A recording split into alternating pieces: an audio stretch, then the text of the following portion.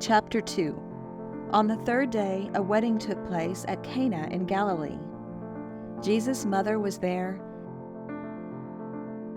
and Jesus and his disciples had also been invited to the wedding. When the wine was gone, Jesus' mother said to him, "They have no more wine." "Woman, why do you involve me?" Jesus replied, "My hour has not yet come." His mother said to the servants, "Do whatever he tells you."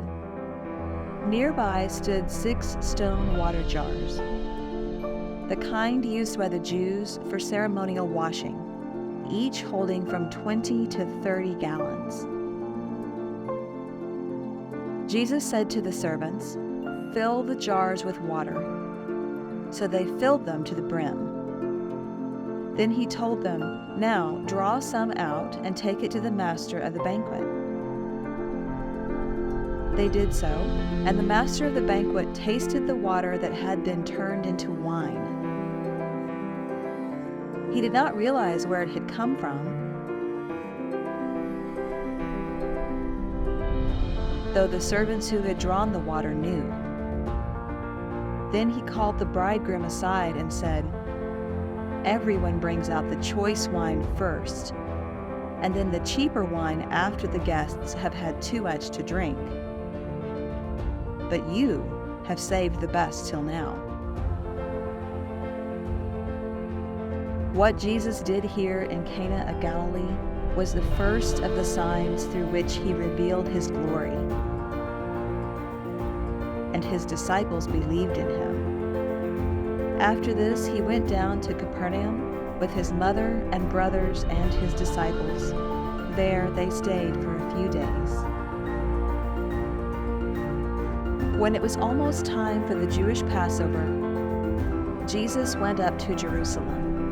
In the temple courts, he found people selling cattle, sheep, and doves, and others sitting at tables exchanging money. So he made a whip out of cords and drove all from the temple courts, both sheep and cattle. He scattered the coins of the money changers and overturned their tables. To those who sold doves, he said, "Get these out of here. Stop turning my Father's house into a market." His disciples remembered that it is written, "Zeal for your house will consume me."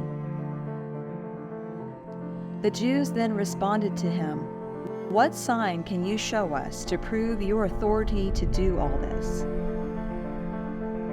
Jesus answered them, "Destroy this temple, and I will raise it again in 3 days." They replied, "It has taken 46 years to build this temple, and you are going to raise it in 3 days?" But the temple he had spoken of was his body.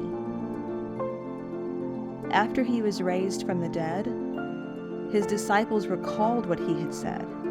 Then they believed the scripture and the words that Jesus had spoken. Now, while he was in Jerusalem at the Passover festival, many people saw the signs he was performing and believed in his name. But Jesus would not entrust himself to them, for he knew all people. He did not need any testimony about mankind, for he knew what was in each person.